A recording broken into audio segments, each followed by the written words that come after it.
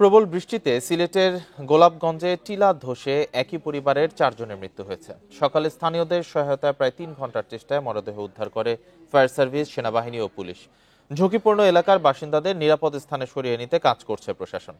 এদিকে টানা বৃষ্টিতে পার্বত্য 3 জেলায় পাহাড় ধসের শঙ্কা দেখা দিয়েছে। শনিবার রাত থেকে সিলেটে বৃষ্টি শুরু হয়। রাত বাড়ার সাথে তার রূপ নেয় ভারী বর্ষণে। বৃষ্টির তোড়ে গোলাপগঞ্জ উপজেলার বখতিয়ারঘাট গ্রামে একটি ঘরের উপর ধসে পড়ে টিলা। এতে ঘরে থাকা রিয়াজউদ্দিন, তার স্ত্রী ও 2 শিশু সন্তান চাপা পড়েন। দুর্ঘটনার পর স্থানীয়রা মাটি সরানোর চেষ্টা করেও ব্যর্থ হন। পরে ফায়ার সার্ভিস, সেনাবাহিনী ও পুলিশ মিলে 3 ঘন্টার চেষ্টায় 4 জনের মরদেহ উদ্ধার হয়। লাস্ট পর্যায়ে গিয়ে ফায়ার সার্ভিস আনানি হয়েছে, আর বিডিআরও আইসেন, পুলিশ প্রশাসনও আইসেন, আবার সবে মিলিয়া উদ্ধার করা হয়েছে।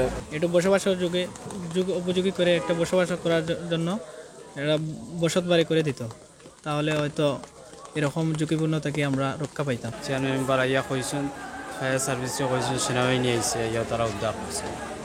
নিহতদের পরিবারকে দাফনের জন্য তাৎক্ষণিকভাবে ৮০,০০০ টাকা দেওয়ার ঘোষণা দিয়েছে প্রশাসন।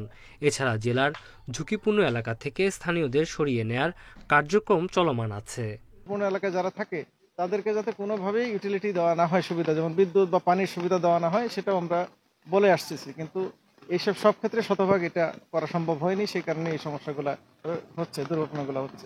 খাগড়াছড়িতে ভারী বর্ষণে পাহাড় ধসের ঝুঁকিতে শালবন, কুমিল্লা টিলা সহ বেশ কিছু এলাকা। টানা বৃষ্টিতে মাইনী ও চেঙ্গি নদীর পানি বেড়ে নিচু এলাকায় জলাবদ্ধতার শঙ্কা দেখা দিয়েছে। ঝুঁকিপূর্ণ তো আছে, ঝুঁকিপূর্ণ নিয়েই তো বসবাস, পাহাড়ের দেশে এখন কি করা, সবগুলো বাসায় পাহাড়ের পাশে। পাহাড় ভাঙ্গা সব মাটি আমার ঘরে ঢুকছে, আমি সারা রাত জাগন ছিলাম। টানা বৃষ্টিতে রাঙ্গামাটির কয়েকটি স্থানে পাহাড় ধস হলেও কেউ হতাহত হয়নি। কর্ণফুলী, মাইনী, রাইখন ও শলক নদীর পানি বেড়ে নিচু এলাকায় জলাবদ্ধতা দেখা দিয়েছে।